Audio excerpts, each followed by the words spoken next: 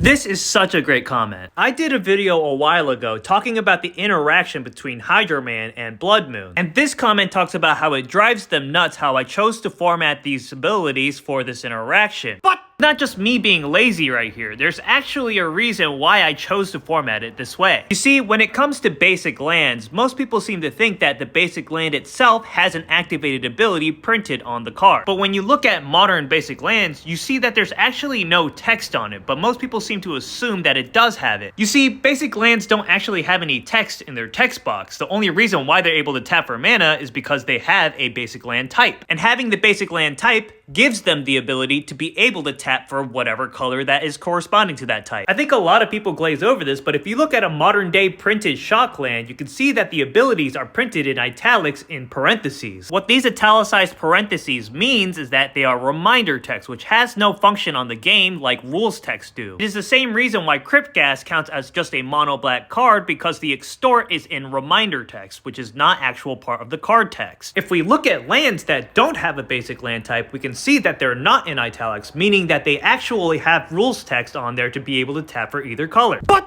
this being part of the rules text means it actually has those mana symbols on the card, meaning it has those color identities. But if this is just reminder text and it doesn't count, then this means that this has no color identity and can be included in any deck? Well, I think there's a slight misconception when it comes to color identity for Commander, because most people think about this rule here that cares about mana cost, the mana symbols in the rules text, any color indicators, and characteristic defining abilities. But there's also this rule here that says any lands with basic land types can only be in the decks with the color identities of the colors they can produce. But anyways, the formatting of this ability is not a mistake. It's because Blood Moon makes it a mountain. It doesn't say it gives it an ability to tap for red, it just makes it a mountain, which is what gives it the ability to tap for red. And then the formatting for adding blue is done this way because that's an ability that is given to Hydro Man from his own ability. Because just being a land doesn't give it the ability to tap for mana. So on top of making Hydro Man a land, it also has to gain the ability to tap for blue. And abilities that are added or gained are not part of the rules text of that card. So if we were to do something like animate that Hydro Man while he's in that state, and then swap text boxes with that Hydro Man with Deadpool trading card, Deadpool would not get either of those abilities because 1, he's not a mountain, and 2, the ability to tap for blue was an ability that was added to the card and it's not part of the text of the card. So the abilities that Deadpool will end up having are the abilities of the original Hydro Man. Now the Hydro Man will also have Deadpool's text box, but it would also still retain the abilities to be able to tap for red or tap for blue.